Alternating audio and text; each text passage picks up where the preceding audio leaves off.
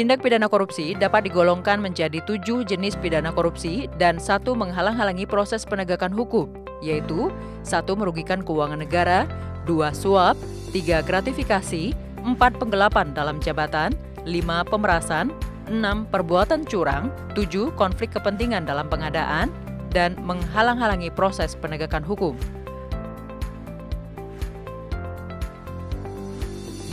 Agar lebih memahami jenis tindak pidana korupsi, berikut ini disajikan delik tindak pidana korupsi.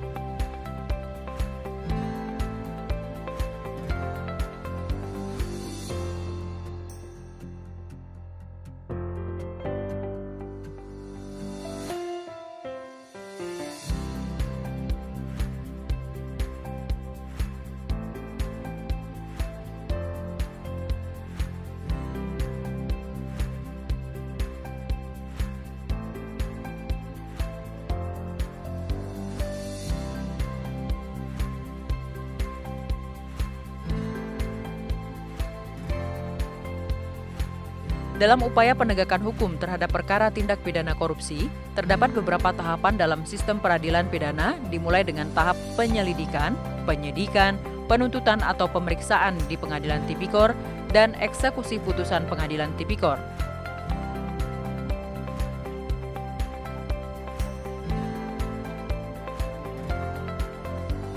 Penyelidikan.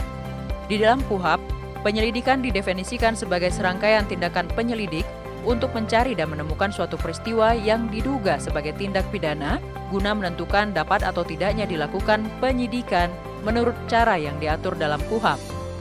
Pada suatu tindakan penyelidikan, penekanan diletakkan pada tindakan mencari dan menemukan sesuatu peristiwa yang dianggap atau diduga sebagai tindak pidana. Penyidikan. Setelah ditentukan bahwa suatu peristiwa merupakan peristiwa pidana, maka tahapan selanjutnya adalah proses penyidikan.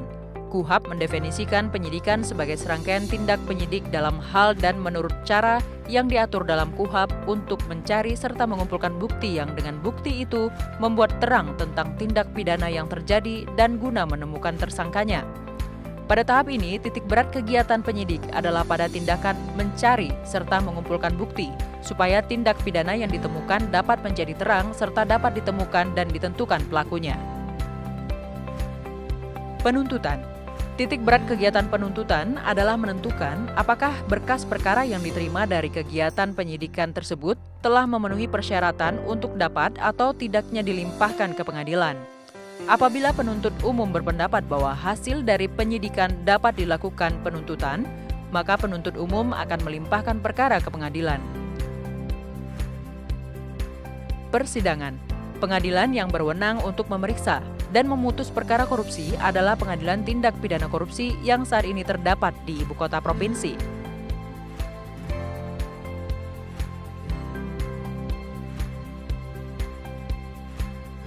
Secara ringkas, pembagian kewenangan dalam proses peradilan pidana dapat diringkaskan sebagai berikut. 1. Kewenangan melakukan penyelidikan perkara korupsi dimiliki oleh kepolisian, kejaksaan, dan KPK. Kewenangan melakukan penyelidikan perkara korupsi dimiliki oleh kepolisian, kejaksaan, dan KPK. 3. Kewenangan untuk melakukan penuntutan perkara korupsi dimiliki oleh kejaksaan dan KPK. 4. Sedangkan lembaga yudikatif yang berwenang untuk memeriksa dan memutuskan perkara korupsi adalah pengadilan khusus yang dikenal sebagai Pengadilan Tindak Pidana Korupsi yang saat ini berada di ibu kota provinsi. Pasal 80 PP nomor 54 tahun 2017 mengatur tugas Satuan Pengawas Intern untuk 1. Membantu Direktur Utama dalam melaksanakan pemeriksaan operasional dan keuangan BUMD, menilai pengendalian pengelolaan dan pelaksanaannya pada BUMD, dan memberikan saran perbaikan.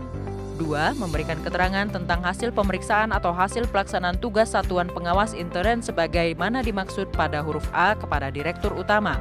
3. Memonitor tindak lanjut atas hasil pemeriksaan yang telah dilaporkan. Satuan Pengawas Internal atau SPI dapat memberikan kontribusi berupa pemberian informasi kepada penegak hukum mengenai dugaan korupsi di instansinya. Tentunya informasi yang haruslah informasi yang relevan dan dapat dipertanggungjawabkan substansinya, sehingga informasi tersebut pada umumnya berasal dari hasil audit internal yang menemukan adanya dugaan korupsi yang terjadi di dalam perusahaan. Untuk lebih memahami materi yang telah diberikan, silakan kerjakan studi kasus berikut ini dan jawab pertanyaannya.